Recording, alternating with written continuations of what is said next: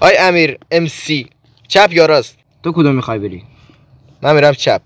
برو چپ. تو کدوم میخوای بری؟ من میخوام برم چپ. بریم 1 2 3. وی چرا گیر کردم؟ سگ تو شانسم. چی؟ چپ میخوای بری یا راست؟ چپ میخوای بری راست؟ تو بس گمونن تو برو راست ولی من میرم چپ. خب نمیرم چپ میخوای بری یا راست؟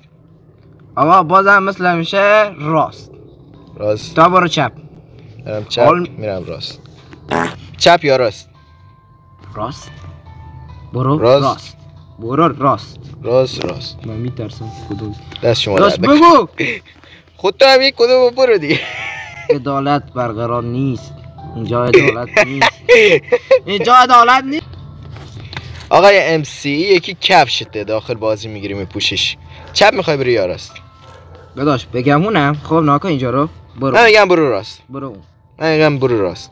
من برم راست. ها من میگی چی برم؟ فقط میخوام ببینم چه آدم بی شخصیت. برو راست. دیدی درباره آدما زود قضاوت میکنی. آی بی قضاوت. من میام. من کفش. من میرم اون. خب این یکی شیلدته. میخوای بری چپ یا راست؟ من که دوست دارم برم چپ ولی تو بگمونم برو راست. راست خودم یا راست خودت؟ راست تو میرم. اوخ الان این چیه؟ خب. این یکی غذا یکی میخوری. چپ یا راست؟ فقط این جاجا کندی بریم. غذا بخورم؟ غذا چی بخورم؟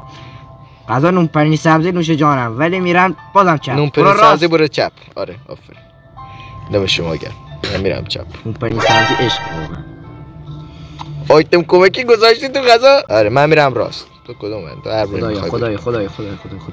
من اینا چجوری بخورم؟ من مردانه الان اینا چجوری بخورم؟ به من چه؟ عدالت برقراره. اینجا عدالت. 3 2 1 شروع. 1 2 3 حمله. بسم الله الرحمن الرحیم. ای خدا. ببر چرا نمیخوره بمیر. من نیا سمت من نیا. بی خدا سمت بیا.